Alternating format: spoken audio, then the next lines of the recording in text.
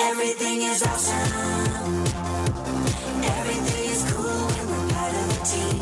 Everything is awesome when we're living our dream. I cannot think of a better bump to come in on this one with my next guest joining me from the upper Midwest, a guy that has, whether he likes it or not, sort of becomes, I don't know, internationally famous as well as locally for being involved with a really, really cool podcast. We have Tom Taylor from the Indiana Jones Minute as well as other shows joining. Good morning, Tom. Good morning, Alan. How you doing? I'm doing great, and it is such a pleasure to have you join in on Waking Up with Alan on a Saturday. I wanted to bring you on when we first started chatting, and I listened to your guys' podcast. You were a guest on the one that we started earlier this year, and one of the things I learned about not only listening to your show, but also when we had a chance to have you come into ours, is you actually have a juvenile fiction book that you wrote not that long ago, and I really wanted to push that first because I really love meeting and talking to folks who've managed to do it. Everyone says they want to write a book, but it's so daunting, and then to be able to not just finish it, but to have the wherewithal to release it. I mean, yeah. So tell me about what is the story in memory of Todd Woods? Thanks.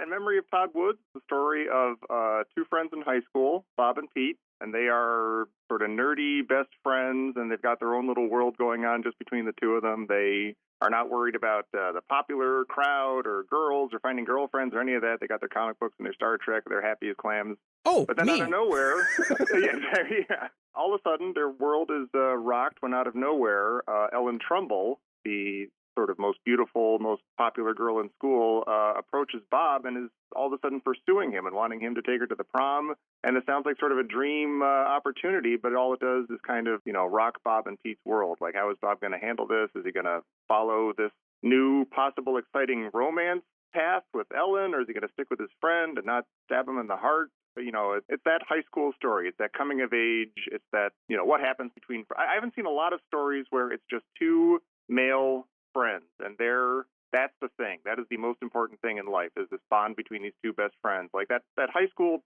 best friend relationship you have is one of the most important in your life sometimes, even if it doesn't last, or if it does, it's that moment in time where you do a lot of growing and bonding together. And I just wanted to explore what happens when that gets rocked, and when that, it almost always changes. And so what happens when that changes? That's amazing you say that, because one of my still to this day lifelong best friends who lives in Detroit where I grew up, we met in 8th grade, and I'll never forget because that was when I had first started hearing inklings of this weird fantasy game that was getting parents all up in arms called Dungeons and Dragons. Oh, yeah. And I remember the scuttle was, oh, well, that's the kid that plays Dungeons and Dragons. Well, I was the nerd, so I was like, oh, that sounds cool. So I went up and said, hey, I hear you're the guy that plays Dungeons and Dragons. Well, apparently that had always been the precursor to being either punched or shoved in a locker. And so he's like...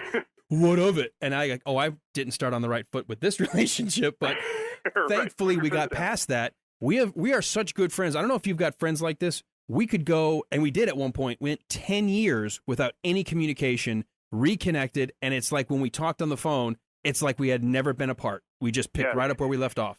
I actually have had that, and it's a beautiful thing. You realize, we went our separate ways for a while. We were doing our own things, but that bond was still there, and you get to reconnect it. That's fantastic. It's weird because growing up, and you are in basically the same generation as me, growing up in the 80s and born in the 70s, basically becoming your own in the 80s. We got reconnected thanks to this little invention called email. Oh, weird. And then we obviously now with instantaneous, with Facebook, social media, Twitter, we can chat and text all the time. But it's just amazing that we were able to just pick right back up where we left off. And I had the chance a couple of Christmases ago, my wife conspired with his wife to get a gift for us to fly up and spend New Year's with them from Christmas Eve the day after Christmas through New Year's. It was such an amazing time to go revisit my old elementary school, my old middle school, the high school I would have gone to if my parents hadn't been relocated to Georgia. It was so amazing. And I think those are the times when I look back, there were such formative times in my life that I'm so happy I had that friendship, but also the adventures that now I can retell to my kids. Yeah.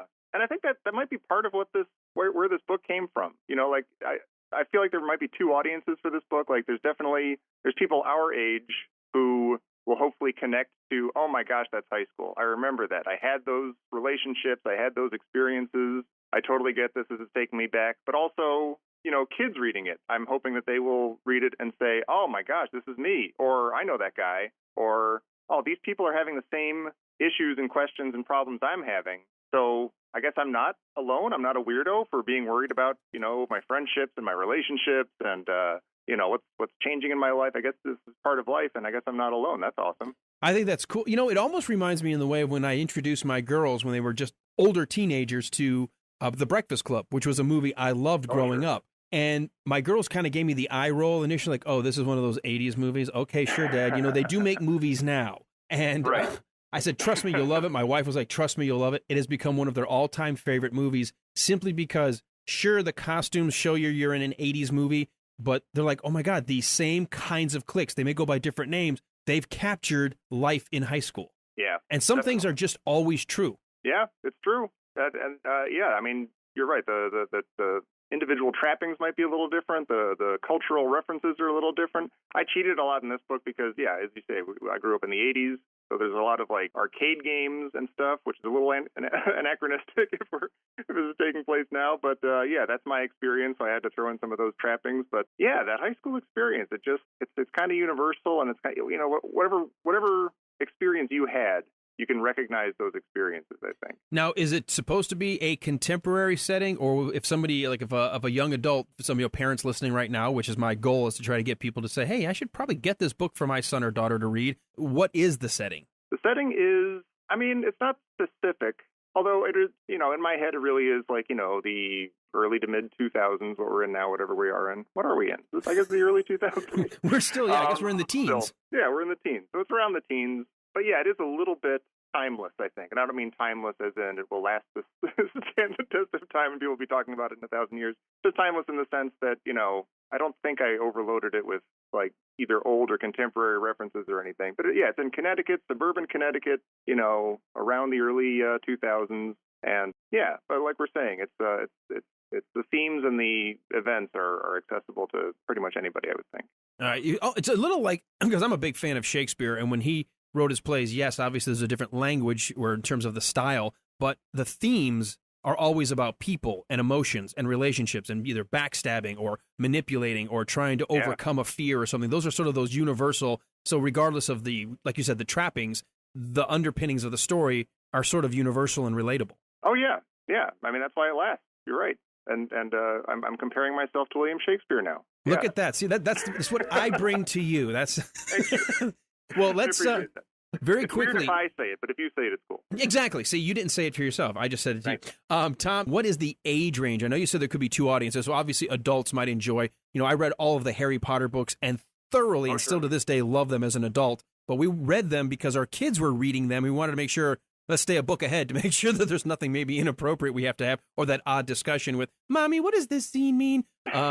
So what's the age range you think of for the audience of this book outside of, let's say, adults? I do think that, there are a few situations in there, some sexual situations, a little bit of language. So I would say, I think it'd be safe for anybody in high school on up. Middle school might be, you judge it for yourself. I know that in middle school I was reading things. I dove right into Stephen King when I was in middle school, so I was reading stuff that maybe I wasn't supposed to be reading. Yeah, no, 100% we were not supposed to be reading, but Stephen King was one of the books. I was like, oh my goodness! I have to go into the other room for some reason. I'm like, nobody knows what I'm reading, but I felt embarrassed, and I was like, I gotta go in the other room. Right, gotta go do my stuff. Don't worry about it.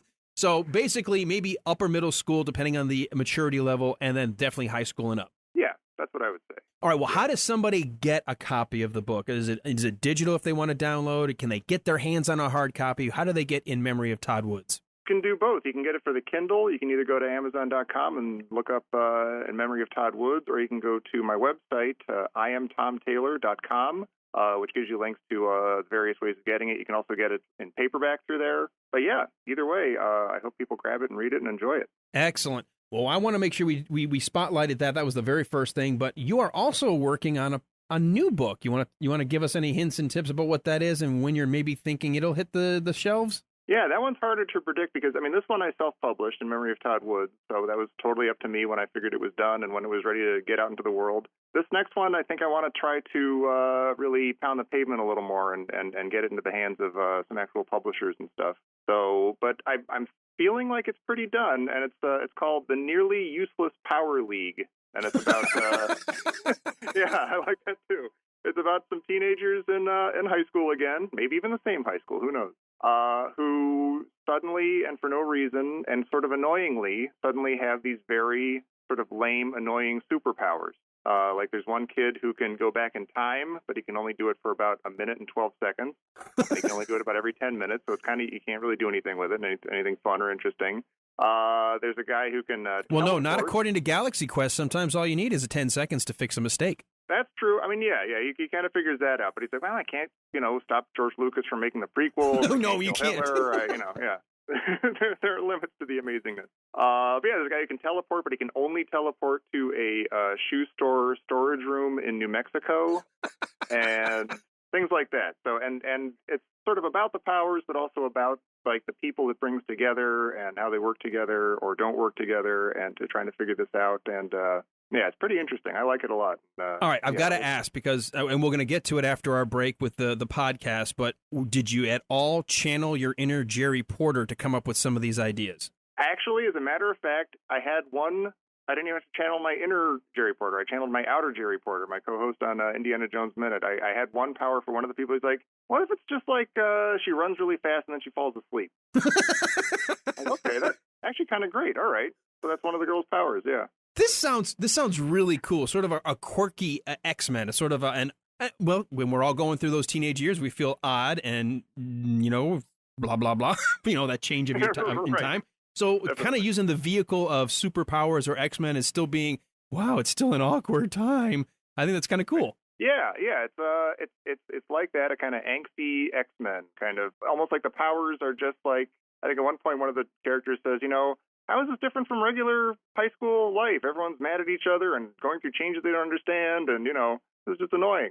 That's that is a fantastic premise. I love it. And so it's you said it's basically done, but really you're trying to shop it around for maybe a publisher this time to help get it out bigger and wider in terms of its distribution. Yeah, I mean, part of the reaction I got to In Memory of Todd Woods when I sent it out to like different people to review and stuff, they were like, maybe Tom Taylor could have, got this to a real publisher. This is a really good book. So I'm like, all right, I won't. Not that self-publishing is a shortcut. I think it's a really valid, excellent way for people to get their work out and kind of control it themselves. But yeah, I'd like to see what happens with the more traditional route this time. Excellent. Well, we got to take a short time out. Do you mind holding for about 90 seconds? Not at all. All right, we are with Tom Taylor. He is the author of In Memory of Todd Woods, looking to shop his second book. Give me that title again. The Nearly Useless Powers League. The Nearly Useless Powers League sounds fantastic. It's the title in itself is funny enough that I would buy it right now. So you've got at least one person lined up ready for whenever you got a publisher who's willing to put it on the shelves. We've got him. We're going to talk about the podcast that put him on my radar, but put him on a lot of people's maps. And it is a fantastic show to listen to, especially even if you're only mildly a fan. And who would only be a mild fan of the Indiana Jones franchise? We'll be right back. More with Tom Taylor after this.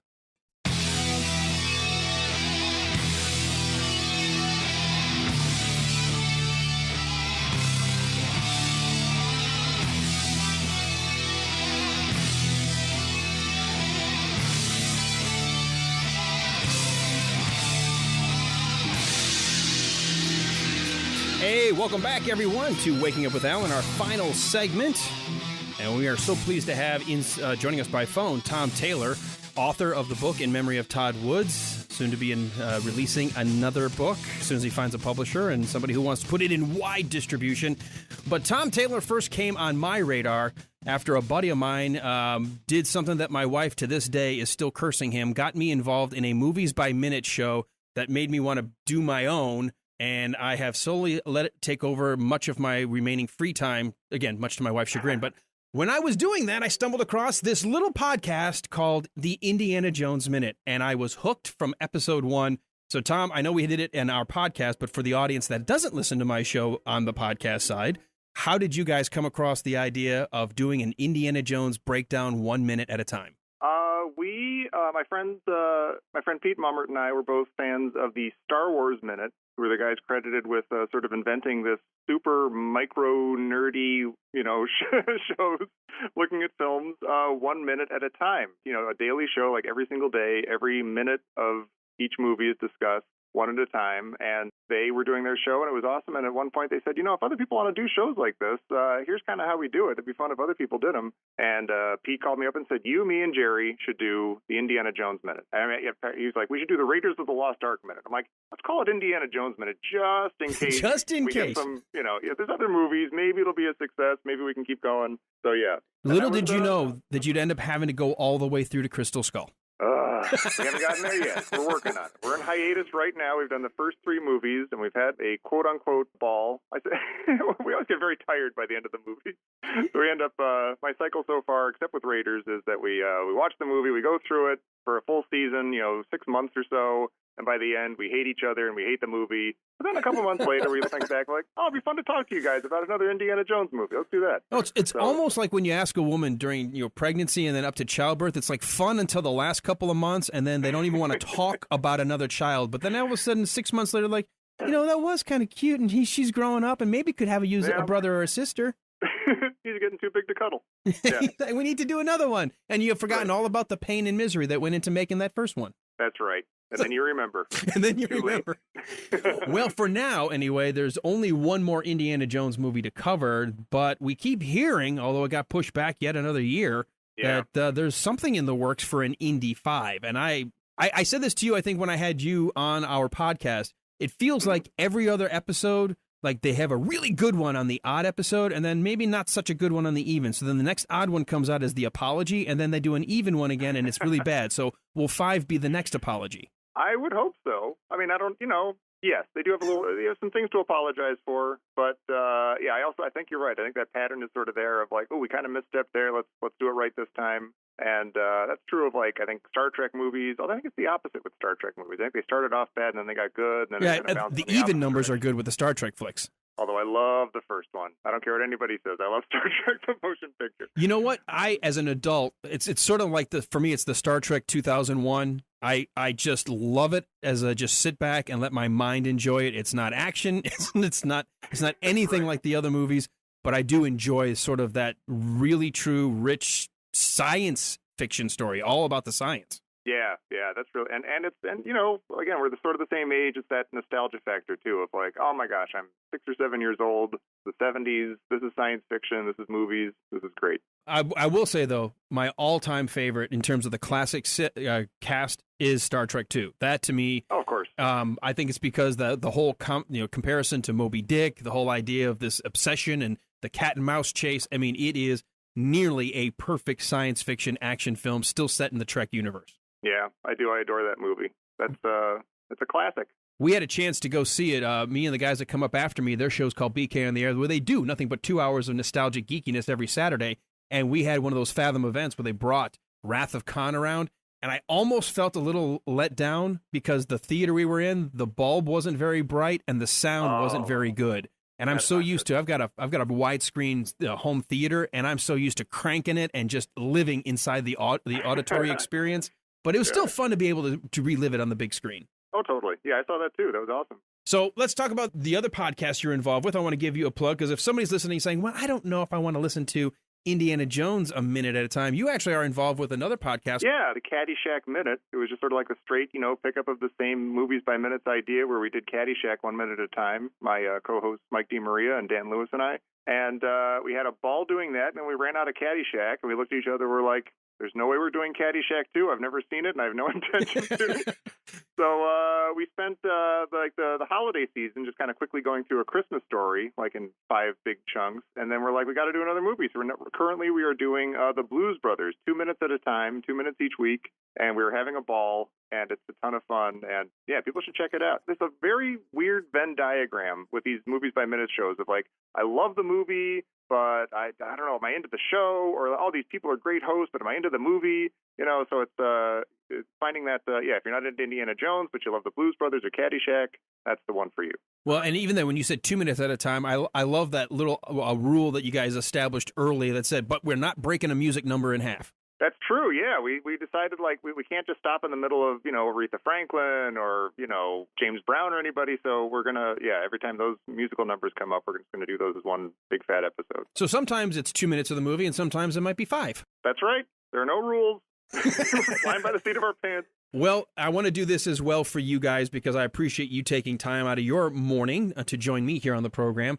And if, like me, like you, we've got costs that go into putting on a show. You actually have, which I think is really, really neat, a completely separate Patreon side of your show that allows people to become patrons of the Indiana Jones guys. You call it Anything Goes. Tell us a little bit about that and the movies that you're covering there and how you're covering them. Yeah, as a bonus show to the people who support us over at patreon.com/Indiana Jones Minute, we offer a weekend show, called Anything Goes, where we've been covering, we started off with a lot of Spielberg movies. We covered Jaws, Close Encounters, E.T. We're currently doing Superman. We've covered some Indiana Jones comic books from the old days, from the 80s. And it's like more of a long form, kind of looser, 10 or 11 episodes for each movie kind of thing, where we just sort of discuss it and slowly work through it. Sort of a boost for our fans who are supporting us over there. And it's a great way. I think the whole Patreon thing is exciting because it just brings fans in a different way and makes them sort of part of the show, and it's a good community building thing. We've got less than a minute, but what I love about, and I think